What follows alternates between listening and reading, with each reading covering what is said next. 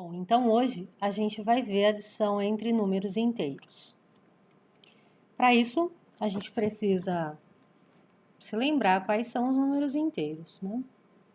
Então, vou fazer aqui uma reta numérica, vou colocar aqui como vamos fazer as divisões para separar a posição dos números na nossa reta. E aqui eu vou colocar como marco 0 a origem da nossa reta. Então, para a direita, cresce. Então, aqui é o número 1, aqui é o número 2, aqui é o número 3, o número 4, o número 5, 6 e segue. E para a esquerda é onde eles decrescem. Então, olha só, aqui, como este tracinho está a uma unidade de distância do zero, assim como este tracinho está a uma unidade de distância do zero, a gente vai se basear com esses valores para identificar o número que vai aqui nessa posição. Porém, quando a gente vai para o lado esquerdo, os números são negativos. Já este tracinho, ele está a 2 unidades de distância do zero, assim como este tracinho aqui, né? Então, aqui a gente tem o número 2 negativo, O número 3 negativo, o número 4 negativo, 5 negativo e assim por diante. Quanto mais para a esquerda um número tiver, menor ele é. E quanto mais para a direita um número estiver, maior ele é, tá? Então, a gente tem aqui, para a esquerda, quanto mais distante do zero ele estiver, ele é menor. Para a direita, quanto mais distante do zero, ele é maior, tá? É importante a gente se lembrar disso. Agora, os números inteiros, eles são normalmente representados simplesmente com um número específico sem aparecer a vírgula. Então, por exemplo, O número 1758 negativo. ele aparece dessa forma normalmente, mas ele tem uma vírgula que pertence a esse número. Essa vírgula está aqui, após o último algarismo que está escrito no nosso número. A vírgula não precisa necessariamente aparecer, porque após dela a gente só tem o número 0. Mas eu posso sim ter a vírgula e eu posso ter infinitos zeros aqui depois da vírgula que não faz nenhuma diferença no meu número, tá? Isso é importante para mais para frente. Então, os números inteiros são aqueles em que a vírgula não aparece ou quando ela aparece após ela, a gente só encontra o número 0, tá bom? Então, agora a gente vai ver as adições, como funcionam, depois a gente ter relembrado toda essa parte de quais são os números inteiros, tá? A gente tem duas possibilidades. Quando a gente está somando números com sinais iguais, né? 2 números ou mais que são positivos ou 2 números ou mais que sejam negativos. E a outra é quando a gente está juntando sinais diferentes, tá? Quando a gente está somando sinais diferentes. Então, primeiro, quando a gente junta sinais iguais. Se nós estivermos somando 2 ou mais sinais positivos ou 2 sinais negativos, o resultado vai manter o sinal. Então, a gente mantém e a gente soma o valor absoluto dos números. O que seriam os valores absolutos? Vamos voltar rapidinho aqui na nossa reta numérica. Olha só, valor absoluto é isso aqui que eu tô falando, que eu falei para vocês de unidade de distância do zero. Então, não importa se o meu número está para a direita ou para a esquerda, a distância que ele se encontra do zero, ela não vai ter um sinal específico, se é positivo ou negativo, não vai. Então, por exemplo, o número 6 está aqui, por quê? Porque ele está a 6 unidades de distância do zero, tá? Então, aqui, a distância dele até o zero é 6.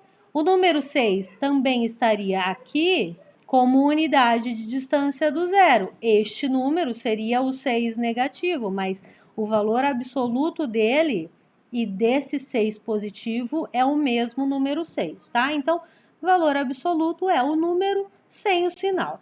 Então, vamos lá, exemplo.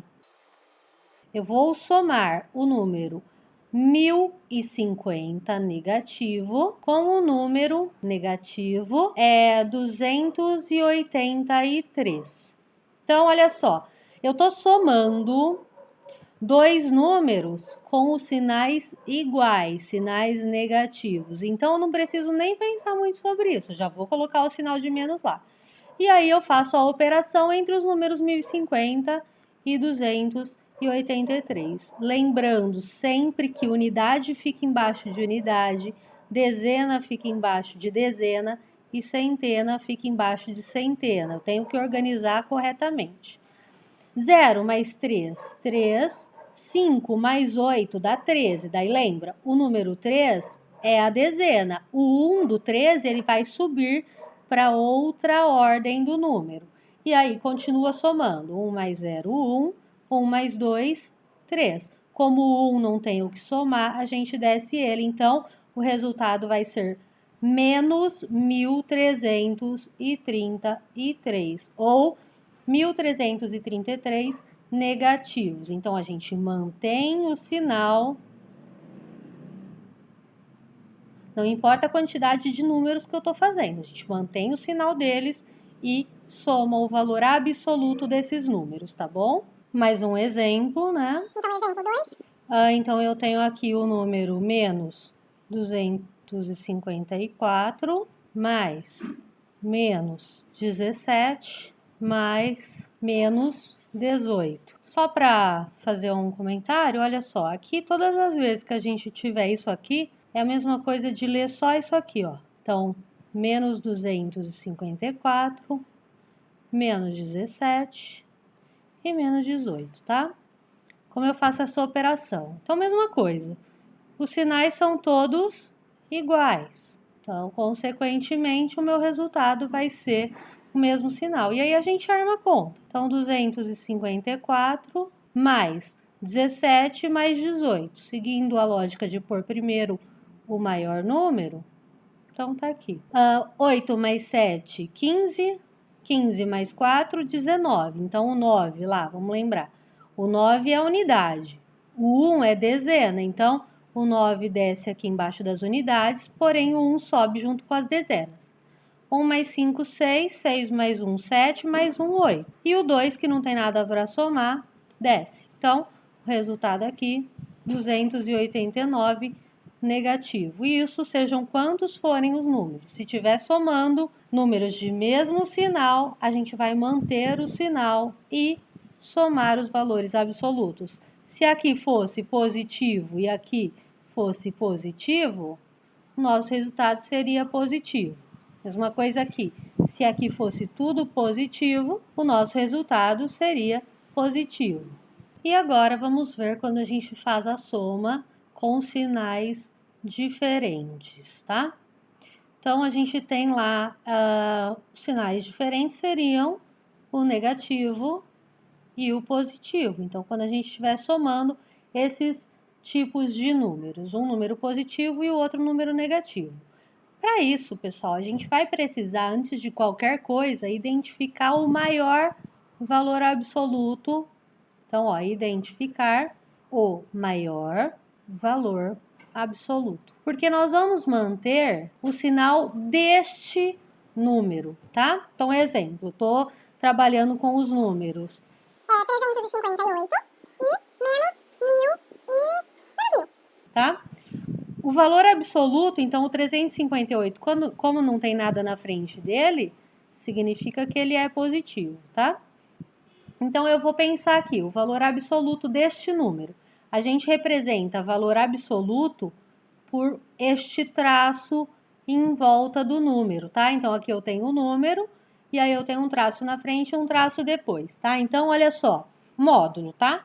Então, eu tenho aqui o módulo de 358 positivo, e eu tenho aqui o módulo de 1.000 negativo. O módulo de 358 quer dizer a distância que esse número se encontra do zero lá na reta numérica. Então, ele está à distância de 358 unidades. Esse é o valor absoluto dele. E o 1.000 negativo? O módulo do 1.000 negativo é a mesma coisa, é a distância que este número se encontra do zero lá na reta numérica. Se é 1.000 negativo, significa que ele está para a esquerda, mas a distância dele é apenas 1.000 unidades. Então, aqui eu consigo ver que número é maior, que valor absoluto é maior, 358 ou 1.000? O 1.000, né? Você prefere ter R$1.000 ou R$358? Então, 1.000 é maior. Sendo assim, se eu for somar os números 358 com 1000 negativo, eu já sei que o meu resultado vai ser negativo. Por quê? Porque o valor absoluto 1000 é maior do que o valor absoluto 358. E aí, aqui, ao invés de fazer uma soma, a gente subtrai os valores. Então, a gente pega o maior e tira o menor. Pega lá o 1000 e tira o 358. E aqui a gente vai precisar relembrar, então, e embora eu ainda não tenha feito o vídeo, a gente vai precisar relembrar aquele negocinho de emprestar, né? Então, por quê? Olha só, eu tenho 0 unidades aqui para tirar 8 unidades, mas não tem como tirar 8 unidades de nada, não tem como. Então, eu precisaria emprestar da dezena para a unidade, porque lembra, uma dezena corresponde a 10 unidades. Porém, aqui na dezena também não tem nada para emprestar, também é 0. Então, eu tenho que vir aqui para a centena, porque uma centena são 10 dezenas, porém aqui também não tem. Então, eu vou emprestar daqui, da onde tem possibilidade. Eu vou tirar daqui e vou trazer para cá. Como eu tirei 1 milhar daqui e só tinha 1 milhar, não sobrou nada, fica o 0. Agora aqui, eu tenho o 10 centenas. Eu tenho 10 centenas. Das 10 centenas eu posso emprestar para cá. Então, eu vou tirar uma centena daqui, vai ficar valendo 9 centenas e eu vou passar uma para cá, tá? Então, vai ficar 10 dezenas. Agora, de 10 dezenas, eu posso emprestar para cá uma dezena e essa uma dezena vai para lá como 10 unidades. Se eram 10 dezenas e eu passei uma para cá, fica agora 9 aqui. E aí eu vou subtrair, eu vou tirar de 10 unidades, eu tiro 8, me sobram 2 unidades. De 9 dezenas eu tiro 5, me sobram 4 dezenas. De 9 centenas eu tiro 3, ficam 6 centenas. E o 0 aqui, eu posso ou não colocar aqui embaixo, porque não faz diferença. Então, o resultado desta subtração dá 642. Consequentemente, se eu estiver somando o número 358 positivo com o número 1000 negativo, o meu resultado vai ser 642 negativos. Tudo bem? Se teve dúvida, pode me escrever. Então, aqui, pessoal, nesse vídeo, a gente viu a adição entre números com sinais diferentes e com sinais iguais, números inteiros. Até esse momento, a gente está vendo apenas números inteiros. Tudo bem? Qualquer dúvida, não deixa de me escrever. Fechou? Até mais!